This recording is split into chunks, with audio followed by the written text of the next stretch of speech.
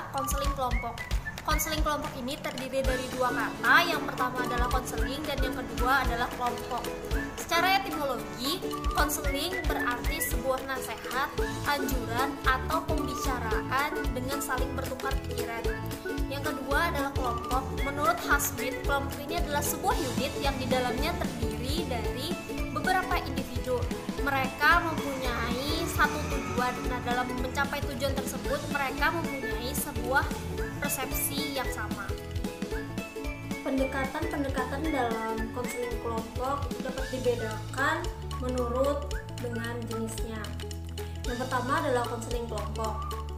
Konseling kelompok adalah suatu proses atau hubungan intrapersonal antara seorang konselor atau beberapa konselor dengan sekelompok klien. Nah, dalam proses tersebut, konselor akan berupaya untuk membantu menumbuhkan dan meningkatkan kemampuan klien untuk menghadapi dan mengatasi persoalan. Yang kedua adalah psikoterapi kelompok.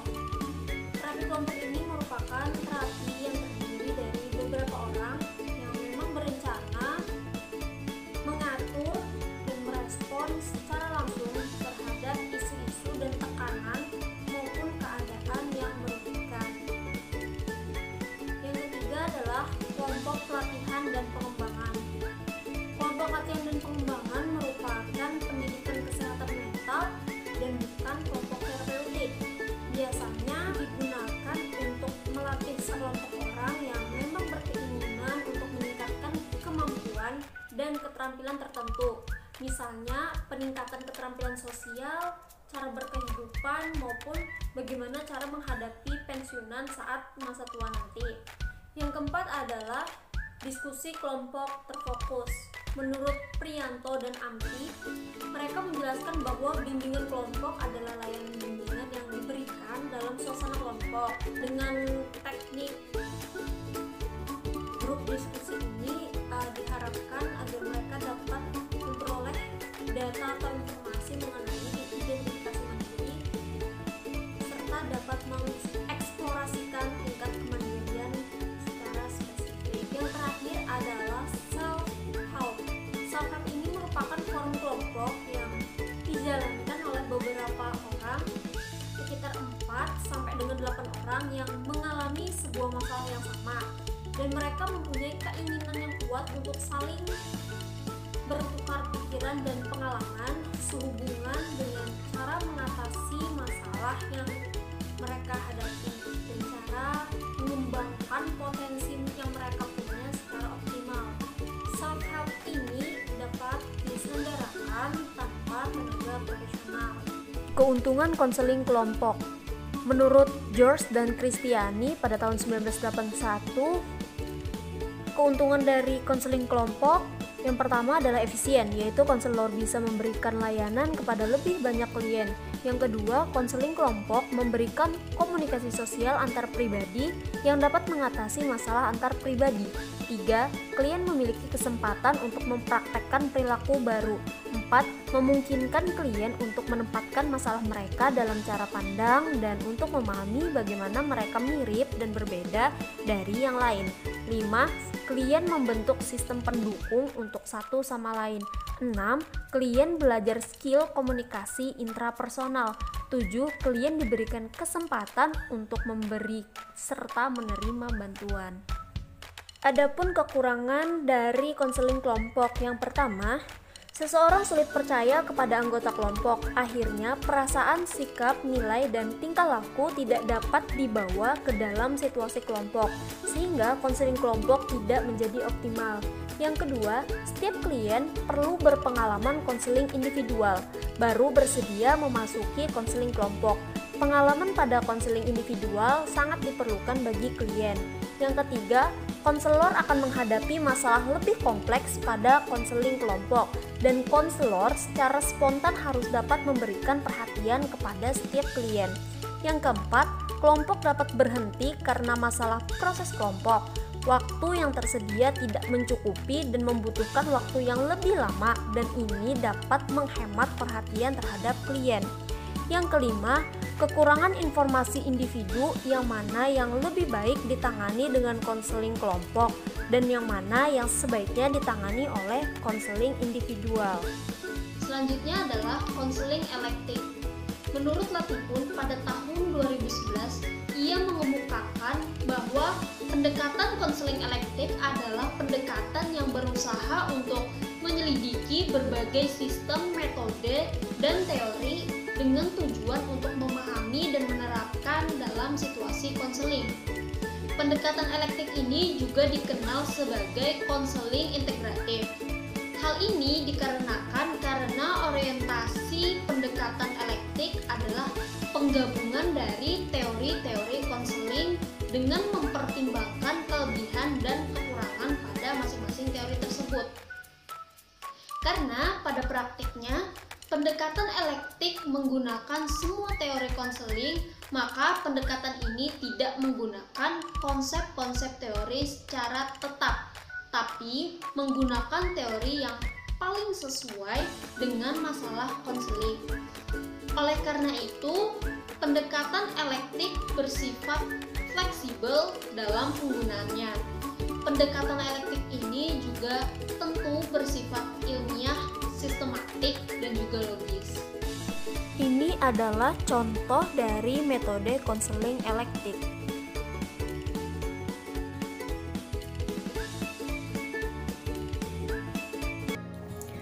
Baik, selanjutnya konseling psikoanalisis. Peletak dasar psikoanalisis adalah seorang ahli saraf yang menaruh perhatian pada ketidaksadaran, yaitu Sigmund Freud. Berangkat dari teori yang dikembangkan Freud, membahas mengenai hakikat manusia yang akan digunakan dalam proses konseling psikoanalisis nanti, mengasumsikan bahwa segala sesuatu yang terjadi pada masa anak-anak akan berdampak pada perkembangan perilaku di masa dewasanya. Sebagian besar perilaku terintegrasi melalui proses mental yang tidak disadari. Perilaku manusia diorientasikan untuk meredakan ketegangan, menghindari sakit, dan mencari kesenangan. Lalu dalam tujuan konseling menurut pandangan psikoanalisis, yaitu tujuannya agar individu mengetahui ego dan memiliki ego yang kuat. Hal ini berarti bahwa konseling akan menempatkan ego pada tempat yang benar, yaitu sebagai pihak yang mampu memilih secara rasional dan menjadi mediator antara id dan superego. Yang pertama, menyadari ketidaksadaran. Artinya klien untuk menyadari ketidaksadaran yang umumnya menjadi penyebab masalah yang dialami oleh klien. Yang kedua, menghadapi tahap psikoseksual yang terhambat. Klien diajak untuk melakukan refleksi pada tahapan-tahapan perkembangan awal yang memeriksa apakah ada salah satu tahapan perkembangan psikoseksual yang terhambat. Ketiga, memperkuat ego sehingga ego lebih didasarkan pada realitas dan bukan condong pada angan-angan instingtual. Memperkuat ego berarti membuat ego menjadi penghubung, pemimpin, penentu arah, dan mengintegrasikan antara dua kekuatan, yaitu kekuatan id dan superego. Masuk ke tahapan konseling. Yang pertama, tahap pembukaan. Terdapat dua bagian pada tahap ini. Yang pertama, disepakati tentang struktur situasi analisis yang menyangkut tanggung jawab antara konselor dan klien. Yang kedua, bagian kedua dimulai dengan klien menyimpulkan posisinya, sementara konselor terus mempelajari dan memahami dinamika konflik-konflik ketidaksadaran yang dialami klien. Tahap selanjutnya, pengembangan transferensi. Perasaan klien mulai ditunjukkan kepada konselor yang dianggap sebagai orang yang telah menguasai di masa lalunya. Yang ketiga, bekerja melalui transferensi. Tahap ini mencakup pendaliman pemecahan dan pengertian klien sebagai orang yang terus melakukan transferensi. Yang keempat, resolusi transferensi. Konselor mulai mengembangkan hubungan yang dapat meningkatkan kemandirian pada klien dan menghindari adanya ketergantungan klien pada konselornya. Dalam konseling psikoanalisis terdapat teknik spesifik, yaitu ada asosiasi bebas, interpretasi, analisis mimpi, analisis resistensi, dan analisis transferensi. Contoh dalam konseling psikoanalisis. SY 17 tahun, kelas 12, merupakan anak bungsu dari 3 bersaudara. Ayahnya seorang nahkoda kapal pesiar, sedangkan ibunya sudah lama meninggal, yang berprofesi sebagai pramugari. Saat SY berusia 3,5 tahun, SY tinggal di rumah sendiri dengan pembantu dan tukang kebun.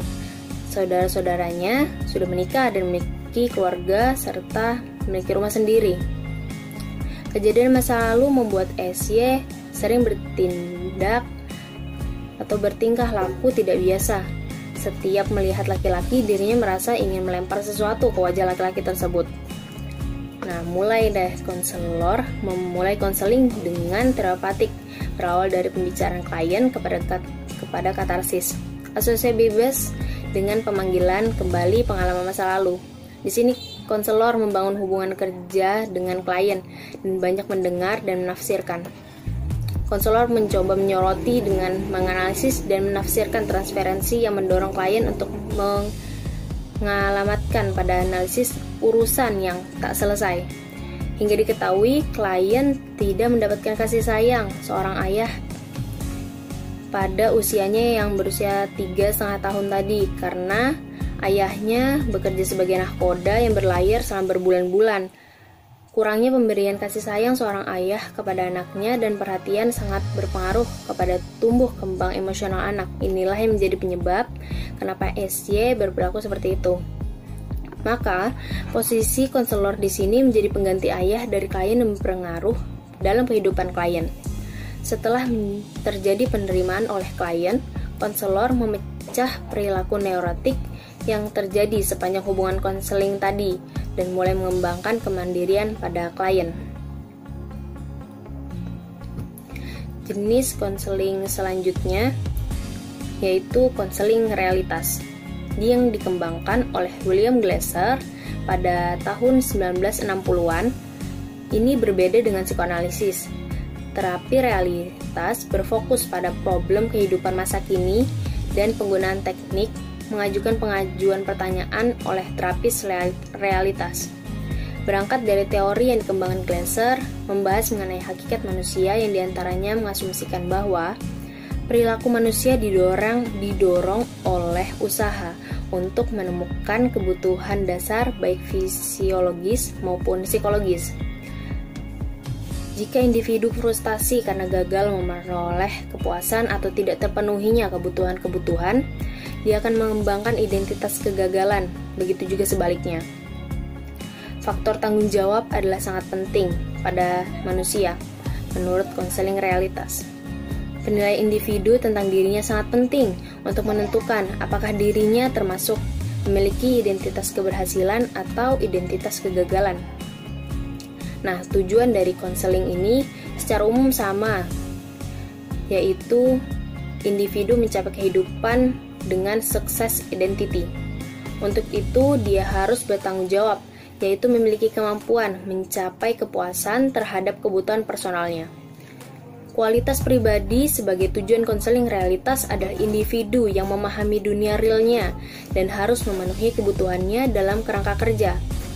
Konselor membantu klien bagaimana menentukan kebutuhan dengan 3R, right, responsibility, dan reality sebagai jalannya. Konselor perlu meyakinkan klien bahwa kebahagiaan bukan terletak pada proses konseling, tetapi pada perilakunya dan keputusannya. Dan klien adalah pihak yang paling bertanggung jawab terhadap dirinya sendiri. Prosedur dari konseling realitas, yang pertama berfokus pada personal, perlu keterlibatan yang maknanya sama dengan empati. Kedua, berfokus pada perilaku. Perilaku dapat diubah dan dapat dengan mudah dikendalikan jika dibanding dengan perasaan atau sikap. Melakukan yang lebih baik pada akhirnya akan dapat merasakan yang lebih baik. Yang ketiga, berfokus pada saat ini. Berfokus realitas tidak perlu melihat masa lalu klien. Yang keempat, perimbangan nilai. Penilaian perilaku oleh diri klien akan membantu kesadarannya tentang dirinya untuk melakukan hal-hal positif atau mencapai identitas keberhasilan. Yang kelima, Pentingnya perencanaan. Konseling realitas beranggapan konseling harus mampu menyusun rencana-rencana yang realistik sehingga tingkah lakunya menjadi lebih baik, menjadi orang yang memiliki identitas keberhasilan. Keenam, komitmen. Klien harus memiliki komitmen untuk melaksanakan rencana itu. Komitmen ditunjukkan dengan kesediaan klien sekaligus secara real melaksanakan apa yang telah direncanakan. Yang ketujuh, tidak menerima dalih. Dibanding menerima dalih atau alasan yang dikemukakan oleh klien, konselor perlu membuat rencana dan